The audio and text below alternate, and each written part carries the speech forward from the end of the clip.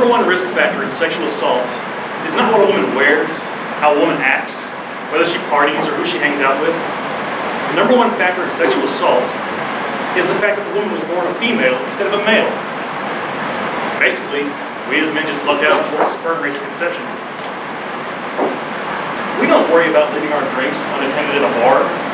Half the time, we don't even think about walking through our car tonight alone. We take a lot for granted. These men that are performing here tonight generally try to avoid the, if you're not part of the solution, you're part of the problem mentality. But violence is somewhere where we all adhere to that attitude. If you think this is an area where it will never apply to you, like in high school where you thought, how in the hell is calculus going to be the least bit relevant to my life? Well, then you're wrong. Violence can and does affect us all. It is way past time to get angry, to get vocal, to get active, and do something to change the way we view violence and sex in our society. Maybe you can put yourself in her shoes for a while. Woo!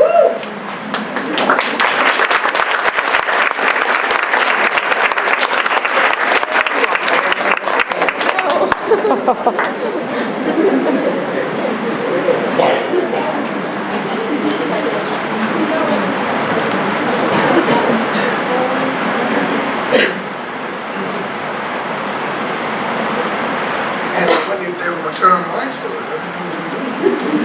Nobody heard that. The erogenous zones for women.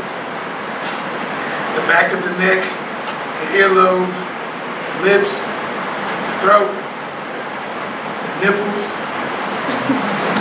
2 inches below the belly button, the end of the arm, the wrist, the fingers. I love the inner thighs. The ass, gotta have that ass. Behind the knees, of course, the neck, the toes, I've done this one. The forehead, the happy ladybug, the clitoris. The erogenous zones for men. The penis.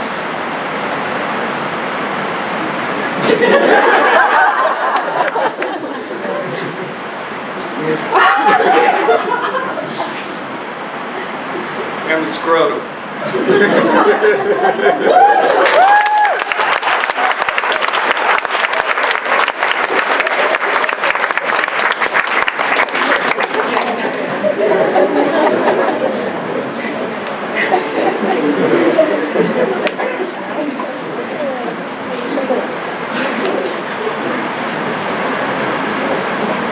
Don't you hate it when guys say, I know what it's like to be a woman? Just got what, man? Stand in line for the bathroom, maybe lost a bet, had to wear high heels for a day, got cramps. Doesn't mean they know what it's like to be a woman, not really. But to risk saying exactly that, let me say this. I've had some unwanted sexual attention from a man, so I had a small taste of what women have to go through.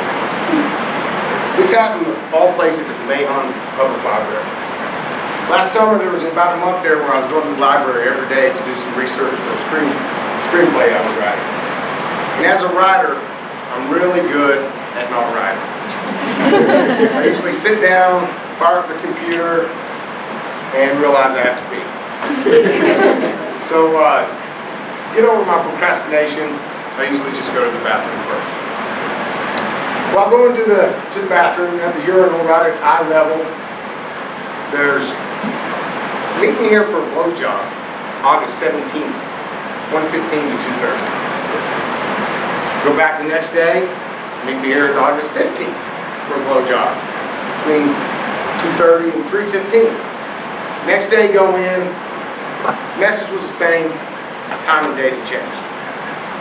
So, I started to notice the time of day in a whole new way. About a month goes by, and nothing really happens, so I forgot about it. Just found it kind of amusing. So one day, I walked into the library, realized I had to pee, head to the bathroom. This guy, about 25 years old, pops off the couch, and man, he's right on my heels. I'm thinking, man, this guy really needs a piss. When I pull up to the urinal, get comes up, gets the one right next to me. Hey, how's it going? Now that should have been my first clue. Guys usually don't make talk of how's it hanging. You know, girls may do that, a little small talk, but guys typically don't. But I reply, I'm fine, how are you doing? He says, oh yeah, great. Yeah, doing good. Then I actually see him, he picks, kind of peeks over the partition there. Now that definitely should have been my second clue. And it was just kind of weird seeing that guy do that. So, you know, guys they just don't do that unless it's, you know, hard not to notice it. You know, that's no pun intended. But I turn to leave and he turns toward me with a semi-erect penis and he's displaying it like it's the best piece of meat in the butcher shop. So I just, you know, he has got this knowing look on his face and I just kind of, I walk away and I go wash my hands. And as I'm leaving, he's still standing there with a semi-erect penis. And the look on his face like, hey man, where are you going? I thought we kind of had something here.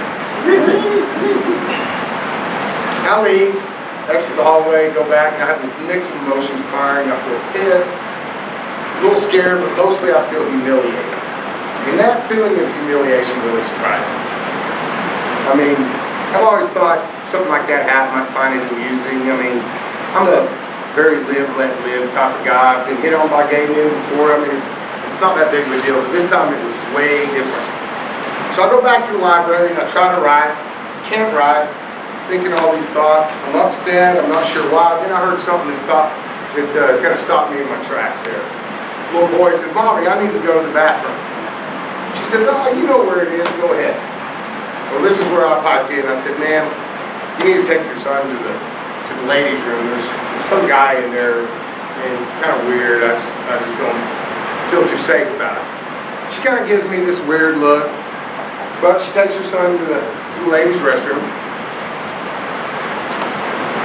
And I go back, and I'm thinking, you know, this is a public library bathroom. This isn't some abandoned bathroom out on the interstate somewhere. I mean, there's 3 schools just blocks away, kids that are in and out of this place constantly. That's when I thought of the kids. I got worried, I got pissed. I certainly didn't want to take things into my own hands, so that's when I called 911, not just 911. That wouldn't work. But, and that's when I suffered another humiliation. The cop shows up, I tell him there's some guy in the bathroom cruising for sex. And he says, well, what did he say? And I said, well, he didn't really say anything, he just showed me his dick with this knowing look on his face. And he goes, well, how do you know he wanted sex then?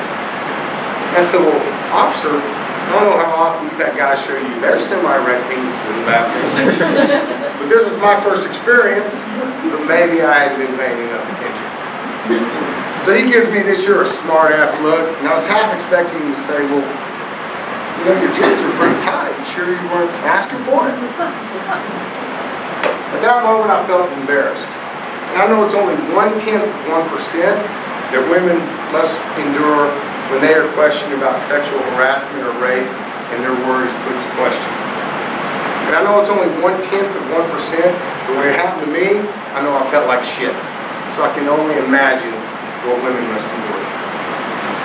So the police, anyway, they don't arrest the guy. They grilled him for a few minutes and told him never to come back. So I guess that they did believe me. And there's this great line in the Vagina Monologues about the short skirt. And it goes something like this. Just because I'm wearing a short skirt does not mean I want you to fuck me. My version of that is, just because I'm in a public bathroom on Wednesday between 2:15 and 2:45 does not mean I want a blowjob.